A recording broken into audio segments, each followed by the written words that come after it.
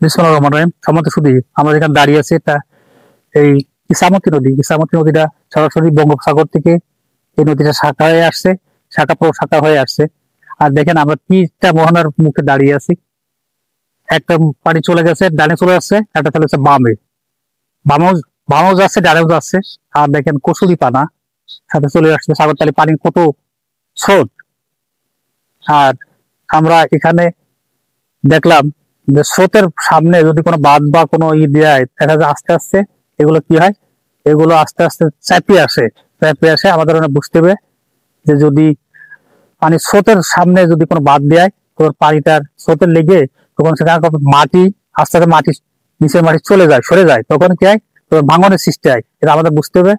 আমাদের শুধু আর সামনে দেখেন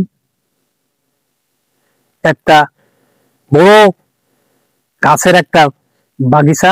এই বাগিচায় দেখেন সবুজ বাগিচা, কত সুন্দর বাগিচা। বাগিচায় কত টাইপের গাছ আছে ভিতরে, দেখেন সবগুলো সবুজ। এখন আর এই ওই দেখেন একটা ডলফিন ডলফিন দেখা যাচ্ছে, ডলফিন দেখা যাচ্ছে। আর এখানে কুমিরও আছে। আমরা এই জন্য দাঁড়িয়ে আছি, যে ডলফিনের জন্য আমরা দাঁড়িয়ে আছিলাম, কিন্তু ডলফিন ওখানে দেখছিলেন ওখানে উঠে গেছে। আর এইখানে কুমিরও মাঝে মাঝে আসে, কুমিরও আসে।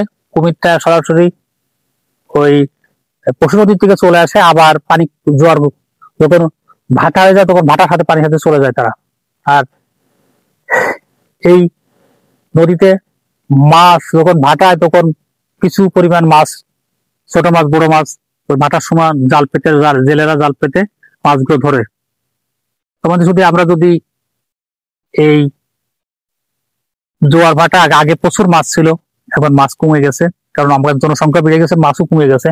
আর মাছও মানুষের বেকার সমস্যার কারণে, মানুষের কর্মসংস্থানের কারণে মানুষ তখন কি করে পেটের দেয়, তখন মাছ ধরার জন্য তারা বিভিন্ন টাইপের জাল ব্যবহার করে।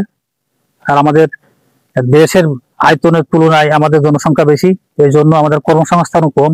সম্বন্ধে শুধু আমরা এই এখানে দাঁড়িয়ে অনেক সময় কন্টেন্ট ক্রিয়েটাররা অনেক সময় আমরা একটু কষ্ট করে শ্রম দিয়ে একটা কন্টেন্ট তৈরি করি।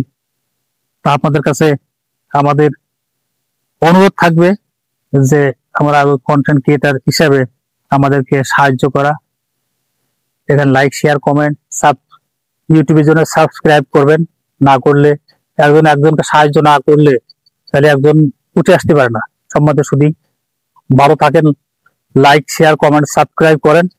ভালো থাকেন। আসসালামু আলাইকুম।